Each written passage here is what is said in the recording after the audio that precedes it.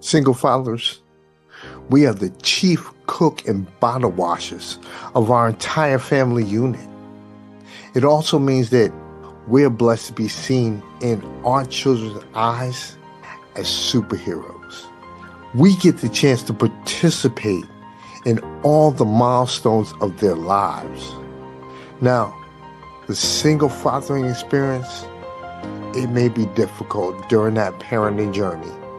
The benefits, they greatly outweigh the challenges. Today, I'm here with Mr. Damon Heard. Damon has an extremely interesting story. This gentleman is now a married man, but formerly was a single father and lost his wife at a certain time. So he's been in a dual situation. And Damon, just take a quick second and please talk to the audience about yourself. Okay. Well, let's see. I've been a single father before. I actually have a 30-year-old daughter from my high school sweetheart. But I say in that capacity, I was a single father, but I was a part-time dad. I got her on the weekends, sometimes during the week. Um, Definitely involved in her life and everything of that nature, but wasn't a full-time father. So a few years ago, I lost my late wife. We had a son together, and I instantly became a full-time single parent. That happened in October of 2021, where my late wife, passed of COVID. So moving forward from there was a time where it was just me and him, and us just being able to try to figure it out. Me being able to figure it out as a single father while we're still in the middle of grieving. My son grieving, I'm grieving. Um, it was a task. It was definitely a task. And I tell anybody, the only person who got me through it was God. So it was definitely experience, and in that kind of birth some things that I'm working on now with being a grief advocate, with talking with men who have lost loved ones, especially their wives, about going through the process of that, as well as talking with young men about being in their children's lives, and going through that process as well. So a lot of things were birthed out of the tragedy of me losing my late wife. It's interesting because a lot of men do not understand that it is unfortunately the grief and the challenges that we go through that allow us to grow, Mhm. allow us to become versions of us that we never knew were captured inside of us. You originally started your first journey with Mhm. your sweetheart. Mhm. How was how was that on your mind when it came to being able to unfortunately see your daughter kind of co-parenting in that respect?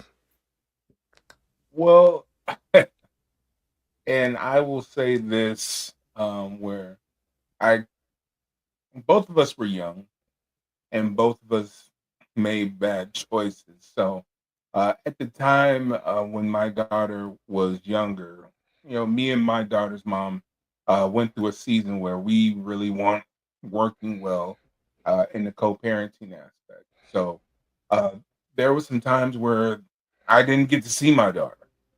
There were some times where I had to battle to be able to see her. I had to go through the process of putting myself on child support to be able to get visitation. That was kind of like the system at that point. And during that time frame, I didn't see my daughter for about 8 months going through that.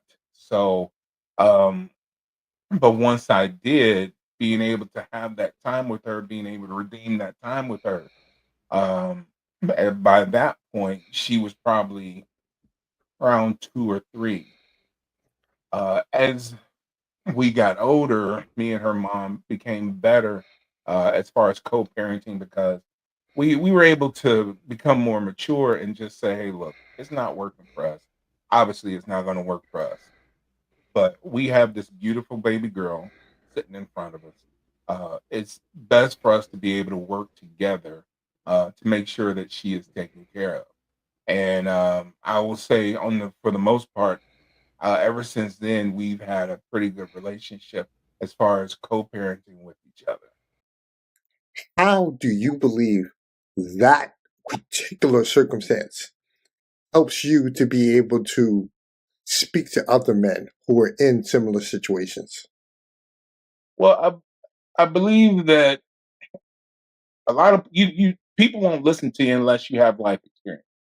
You can talk in theory, you can talk in hyperbole all day long. You can talk of, oh, if I was in this situation, I think I would do this. A lot of times that doesn't hold a lot of weight, especially with us men. We're more of, I'd rather show you versus tell you. So when you have that experience to be able to say, this is what I did. This is what I had to go through. These are the steps I did to get to the other side. It brings more credence. It brings more strength to your words when you're talking especially to men, and they're able to receive it more because they can say, "Okay, he's been through what I've been. He's had to deal with the craziness. He's had to deal with the the unfortunate situations that may be with, or as we might say, baby mama drama, stuff like that. He's been through situations where he made bad choices himself. So that in itself, I believe, helps bring more credence and more strength to the words that we're talking about. Makes sense because, like you said, we are, especially as men, we are show me people. Mhm. We have to see that you've been through it. The theoretical model is one aspect and it's vital, but the been there, done that aspect, the practicality is key because a lot of people don't gravitate to words, but they gravitate to actions behind words. Mhm. Exactly. When you made that decision to start speaking to other men about your situation, was it easy for you or did it really take a moment for you to say, you know, I need to I need to let these people know what I'm talking about, but I'm not 100% sure within myself that I want to release so much information or I want to advocate or talk to these people Mhm. about what I'm going through? Well, I guess for me, again, especially with dealing with men, you have to be as transparent as you possibly can. So I had to be able to open up now. How do I say this? It took a little bit of time for me to get comfortable in speaking about it, but I knew I had to be as transparent as I could. Um, I had to be as open, as much as an open book as I could. I had to be able to have people be able to ask me questions about, but what about this and what about this? And you can't do that when you're kind of hiding behind uh, theory or hiding behind withholding information. You have to be able to open yourself up to that. Now, I've been blessed in this time because I've been doing with this off and on probably like the last 20 years as far as talking with other men about my travels as far as that goes. um, I had to mature in myself, again, well, I'll put it this way, I just turned 50. So we're talking about I wasn't really in I was more into my 30s when I started to having these conversations. So it wasn't like it was just right when there was what's going on in my early 20s that I was able to open up about this. It was after some time of healing, of understanding my part in the problems, and being able to say, okay, I can only control what I've done in this situation. And in all that, it allowed me to be more open and more honest with people when I had the conversations. And also, it's just mainly to also say it just because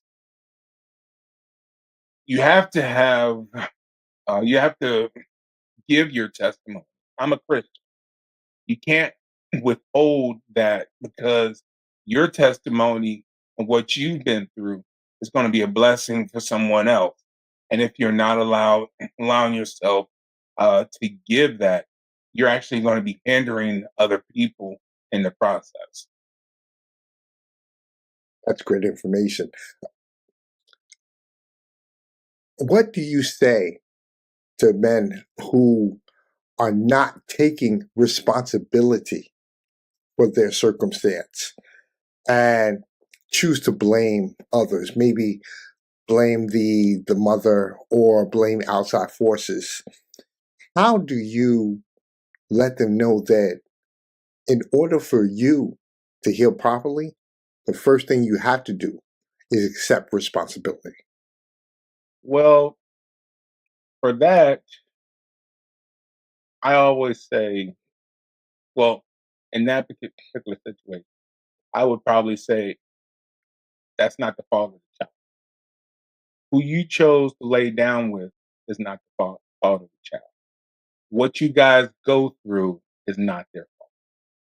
You still, no matter what, you still have a child that you are connected to and you are responsible for. Now, and a lot of times I'll also speak from my point of view with my biological father, where my biological father was 15 minutes away from me, but we did not have a relationship with each other. And that, as a child, really growing up, that hurt because it made me question, like, why doesn't my father want to have a relationship with me? I would see him from time to time, but most of the time I would only see him when my mom called him up and said, "Hey, look, you need to spend some time with your son." And sometimes that might be us going to the movies or something like that, but it was nothing consistent. Um, Right. and children pick up on that. I mean, we may not believe it, but children are smarter than we actually believe, and the kids now are smarter than we were when we were young. But you know, Yes. kids pick up on that, and they can internalize it as well. I was having a conversation with a friend of mine.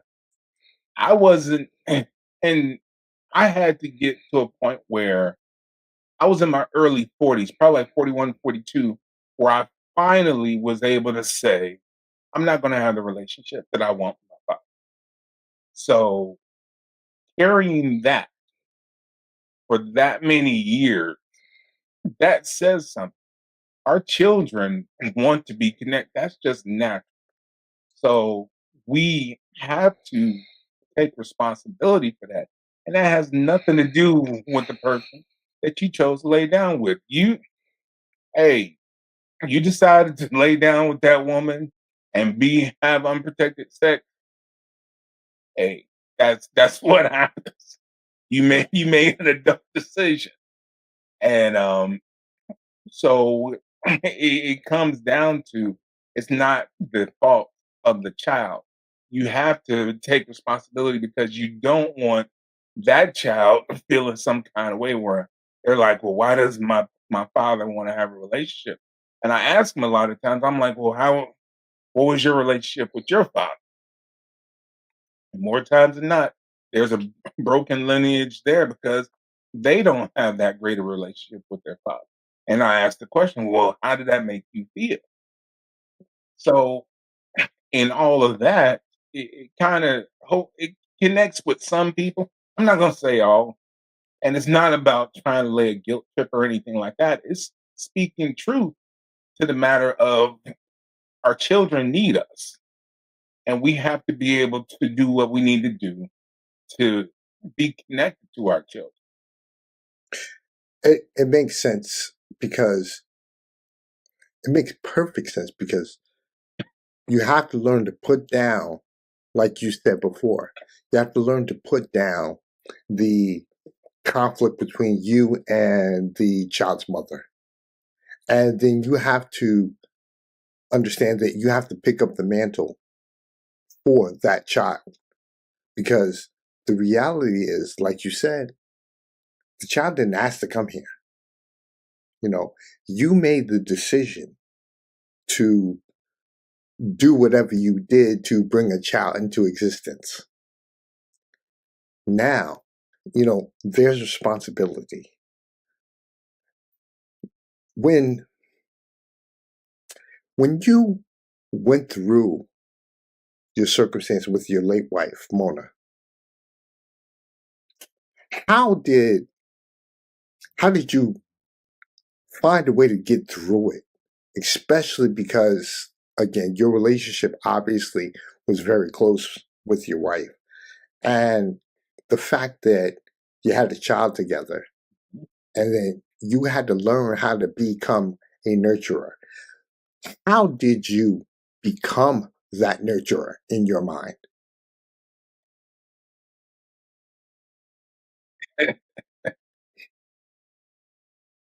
Well, to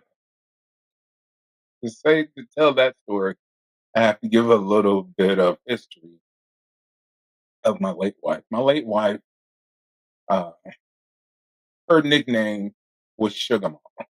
Her nickname also was Okay. Mama Mona.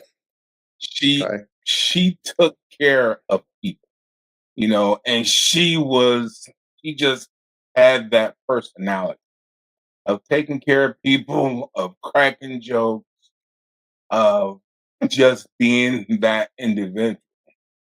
It made my life easier being more of a disciplinarian, kind of the straight man, if you will, in our relationship because she was the the life of the party in some aspects. So, like prime example, when she got sick, the reason why she originally got sick is that her and my son had left his swimming class, and she decided for them to start dancing in the rain. And so when that happened, I gave her a call on my way home from work, and she said she wasn't feeling well, but she thought that's what it was from. Um, but that was just part of her personality.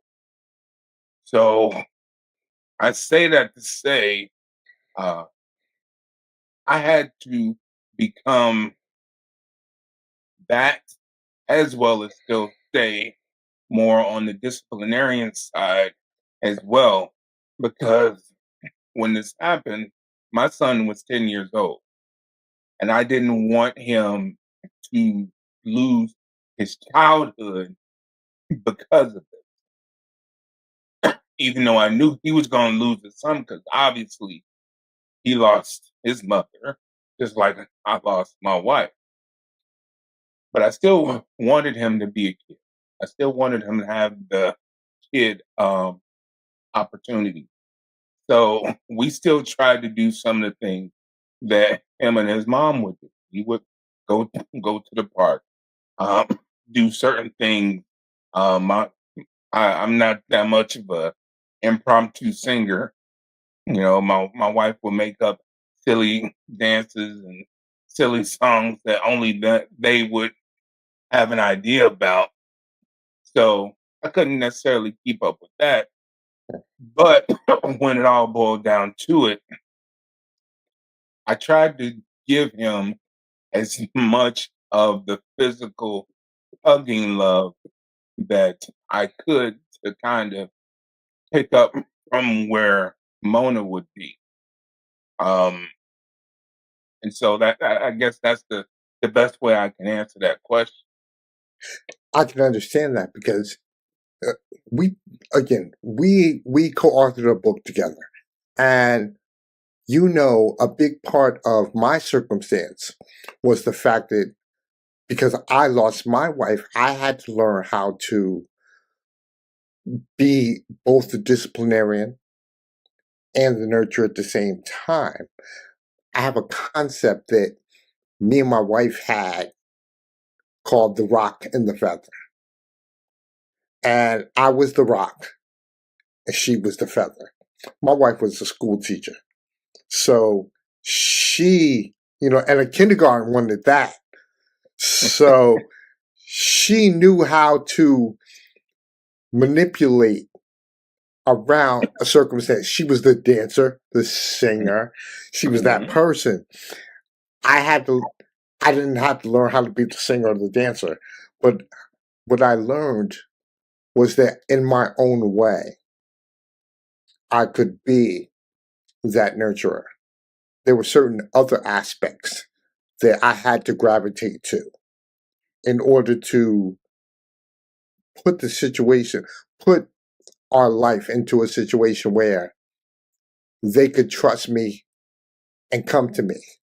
Because again, I was raising girls, and it was a little interesting at that point. We'll say it that way. Yeah. Yeah.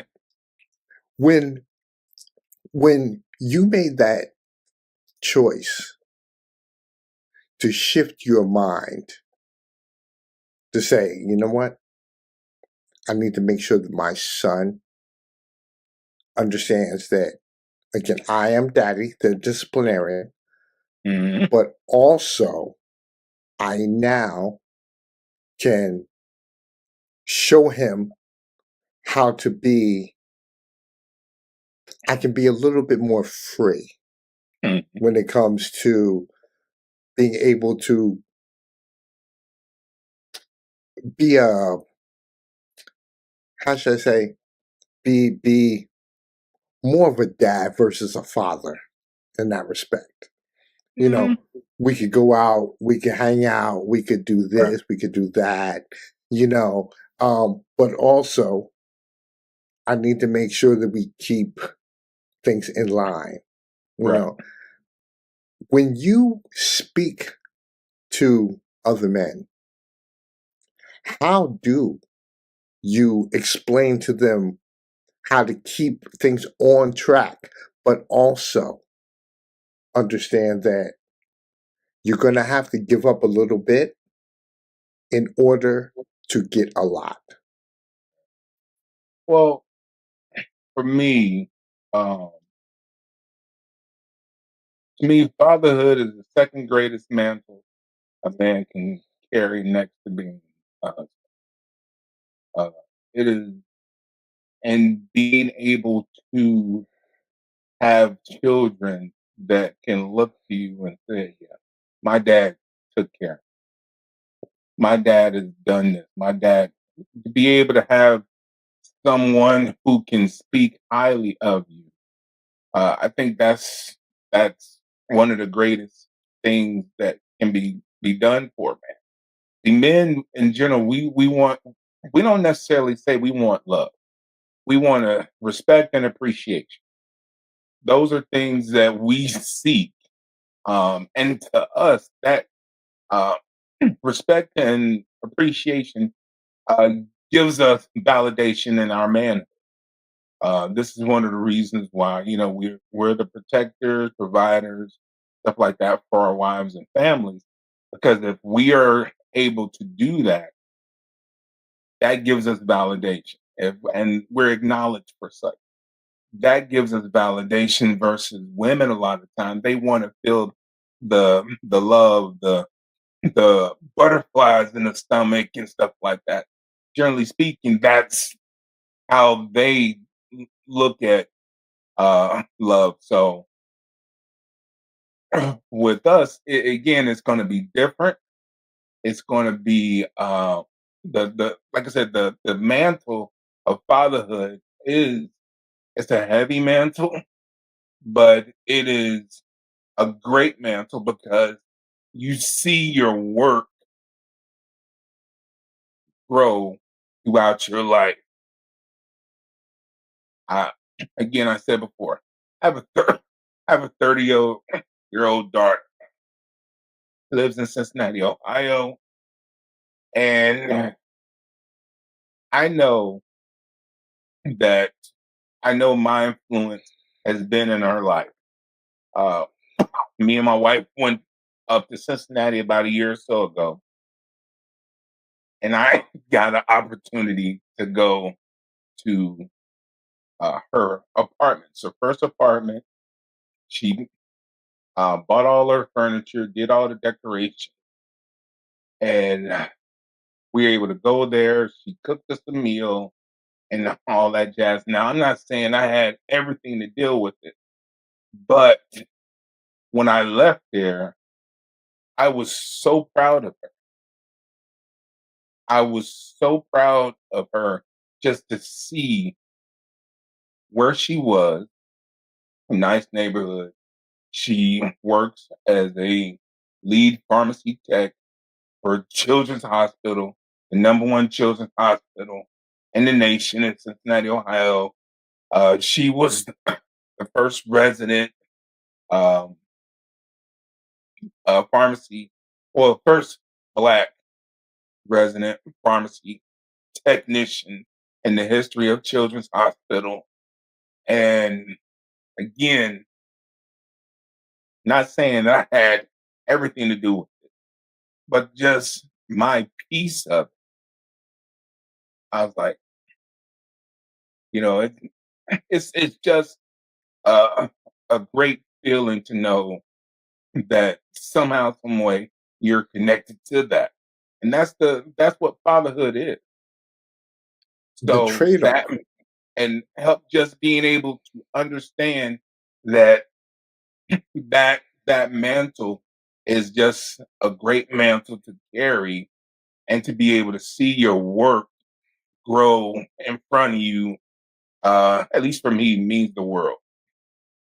And that is something that a lot of men should understand, that all the hard work, the challenges that you go through, it culminates into something incredible. Like you said, you had a chance to see your daughter's growth from all the circumstances, and you're seeing your son do the same in his. Now, talk to me about when you made the decision to remarry, because I know that's a challenge, especially you know, when the person has lost someone that they feel is the love of their life, is their soulmate.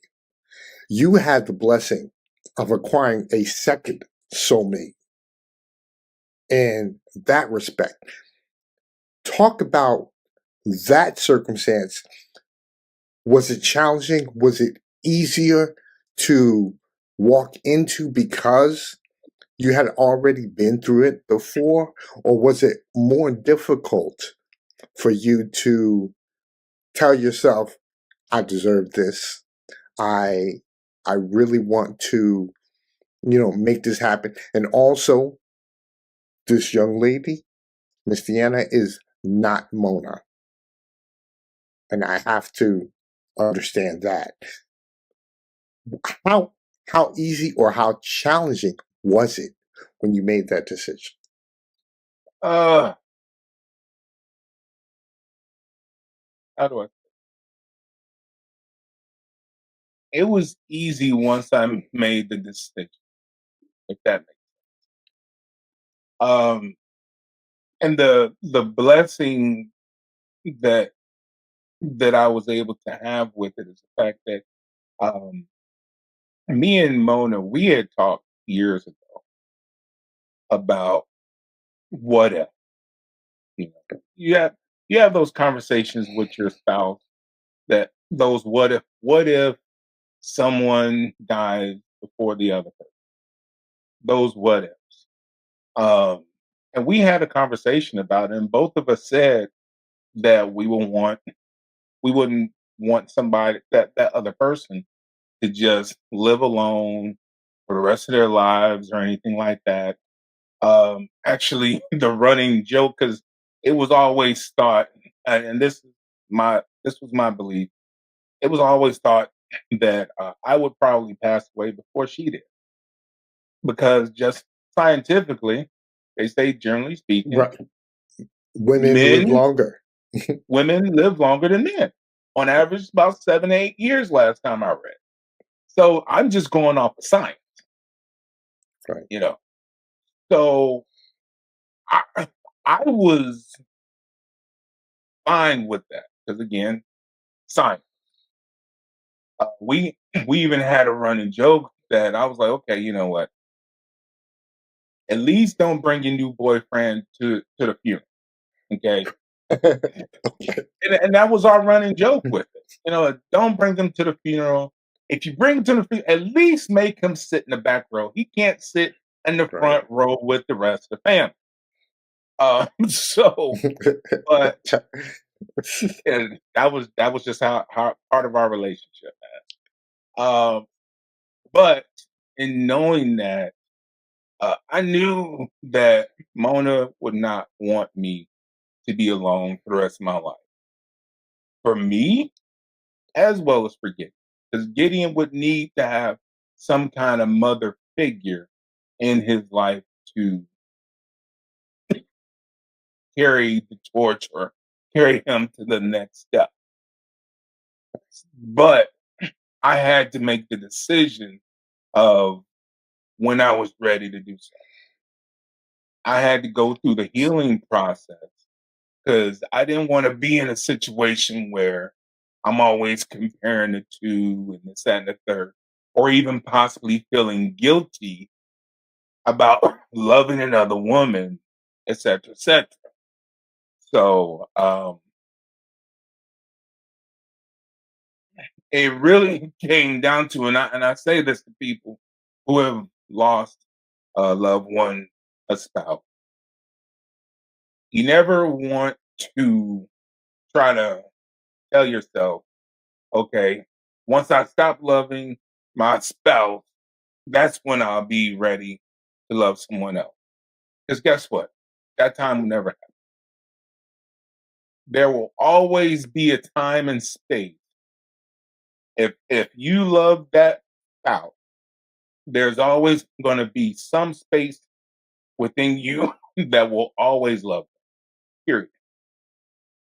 The Now, place that you, huh? no, no, please finish. I'm sorry, I was about to cut you off. Finish.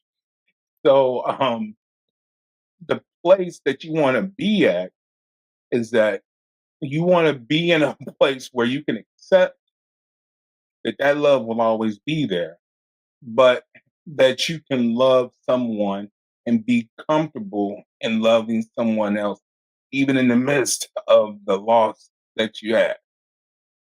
I love my wife Deanna. Go to the ends of the earth for her, but there's still going to be a place in me where we'll love Mona to the day that I die, Right. and Right. and that's just going to be that. Uh, we had a life together that was off and on probably about 14, 15 years. We share a son together. There was a lot of memories that are there that will never go away. So for me to try to say, oh, and I think a lot of times people fall into this place of, well, I can't love somebody else until I stop loving this person. That's not necessarily true. Even going to biblically, God loved everybody, and He desires, and even Jesus loved everybody, and He desired us to give agape love to everyone, not just to one individual, but to everyone. So if Jesus can give agape love, which is an undying, unselfish, uh, unself-centered love to everybody, how can we say I can only love one person? Now we can be committed to one person. We're supposed to be committed to one person, but that doesn't mean that we can't love multiple people. We have to have we love our children, we love our family members, we love our friends. If we can love all these people, how is it that we have to sit back and say, "Oh, well, I can only love this one person that I was with because even though they're no longer here, I can't let that go." I'm not telling you to let it go. Just to acknowledge that love is always going to be there. But in the midst of that, being able to receive another love. So again, once I was able to get to that place in life, because some people may be able to get there quick, some people it may take some time. But once you're able to get to that place in life and you're open to that and you're not trying to compare the two, that's that's the safe space. And that's the space that you can move forward in. You know, the comparison aspect, and this is kind of running on what you were saying earlier, but the comparison aspect, I think, that's a trap for a lot of people Hmm. because they want to say, you know, this person wasn't like this person. They don't do this. They don't do that. No, Hmm. the reality is everyone is different, Hmm. and you will find that there will be changes in Hmm. whatever relationship you're in. For instance, maybe somebody likes to sleep on the left side of the bed, but but now the new person loves to sleep on the right side of the bed, and you have to find a way to be okay with that in that respect. Uh, I, Damon, no, I no, was please finish. Go ahead. I was gonna say, and not to get into the comparisons or whatever, but let's say, okay, looking at Mona and Deanna, as I expressed to you earlier, Mona was more of the life of the party, took care of everyone, hugged up everyone, kissed everyone's boo boo, stuff like that. That was her personality, and especially with Gideon, our son. Versus Deanna, she is definitely more of straight to straight to the point, more of a pusher as far as trying to get the absolute best out of an individual. Now, for my son, as a little kid coming up to 10, 11, or whatever, that Mona, that type of mode might have been the best thing for him at that exact moment. Right. But as Gideon is starting to become a teenager and going into becoming a young man, the straightforward, the push might be more of the mode that he may need from both of us as he's becoming a young man. And he's going through those journeys of understanding himself, uh, being more responsible. So again, not trying to compare the two, but both of them have their place and both of them have their value. Totally makes it. We can have this conversation forever, Damon, forever. You know, but right now, it's. I want to make sure that the people in our audience understand that it's okay Mhm. to to love another person after Yeah. you have already been in love the first Mhm. time. It's okay. You're going to learn new things. You're going to find new things out about yourself. and about that person. Allow me to ask, where can people touch base with you if they have questions about, you know, being able to talk on a man-to-man level, being able to have conversations, being able to say, well, I've lost my wife. Uh, I'm thinking about stepping my foot back into something else. How would how would they get in touch with you to be able to have that kind of conversation? Well, I mean, me and my wife, we have a Facebook group called Pathways to Healing. Um, that's where a lot of times we post different things and we post various videos and whatnot. Also, we have a website that's pathwaystohealing.net, where we offer different things on there as well. As far as just reaching out to me, I'm on Facebook, as well as on Instagram. I'm on Instagram as I am Damon P. Heard. So uh, people can always reach out to me there. I'm still kind of new to the social media side of it, so I'm Understood. still working through that process. But I mean, and then on top of that, it's if you reach out to me there, then you can we can connect on one and just kind of go from there. Y- You know, before I wrap this up, I wanted to ask. Now, you are a minister also, and you are also an author.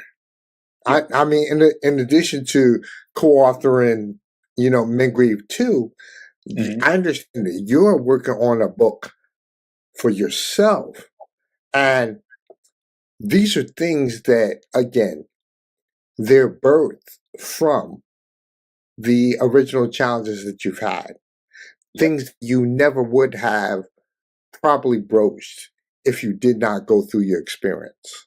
Uh, Yes.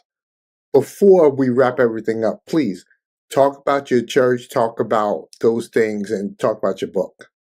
Okay. Well, I am a minister uh, at a Greater Church of Charlotte. I'm not the pastor, but I am a minister there. As far as the books go, because at this point, uh, Men Grieve 2 would have been my second book I co-authored. My first book was actually one with my wife Deanna. 'Cause this part of our story is that both of us are surviving widowers, whatever you want to say. So last year we put a book together called Pathways, the Journey of Healing, on rediscovering and healing. That is on Amazon right now. And it really talks about the journey of healing from loss. It could be the loss of a loved one. It could be loss of anything that you really hold value to. Something, whether it be a relationship, whatever. Trying to go through the healing process of that, and it works well because each chapter is written. One chapter is written by her. The other one is written by myself. So it kind of works from her point of view and his point of view, just to kind of get both sides of it. So that is available on Amazon as well as Men Grieve Too. We have that on Amazon as well. The last book is actually a book that we have that is going to be released in June and on Father's Day, which is the story of what happened between Mona passing and me meeting Deanna. That story is called "That's All That Matters," and it's really just the journey of me and Gideon kind of going through our process, um, our healing process, and all the things that kind of went along with that. So that's what's happening as far as the books go. But Damon, I just want to say thank you again for giving me an opportunity to have a conversation with you. Um, my camera looks like it went out for a second, but You know, Yeah, it went out for a little bit. that's the nature of the beast. I understand that. But again, the reality is we're having, we had this incredible conversation, and I am so blessed to have had an opportunity to be able to talk with you in that respect. So again, ladies and gentlemen, Mr. Damon Heard, thank you for your time. Thank you for giving. It was an absolute pleasure to be able to touch base with you in that respect. To be able to let you know. And again, ladies and gentlemen, life is full of technical difficulties. There'll always be some type of situation. And plus, hey, listen, I've got a face for radio anyway. So, it's all good. But needless to say, Damon, thank you again. And ladies and gentlemen, thank you for coming back to see another episode of Navigating Single Fatherhood. Again, there's some key information here. Mr. Damon Heard, his information will be in the show notes. So if you do need to touch base with him in the future, or if you just have questions, if you need to, you want to take a look at this particular podcast again, be more than happy to. You can go to my website. You can actually see the information. And you know what? There we go. We're Hey, back. I just came back at the very end, but it is what it is. There you go. Again, Mr. Damon Heard, thank you for your time. It was a pleasure being able to talk with you. Thank you. Pleasure's all mine.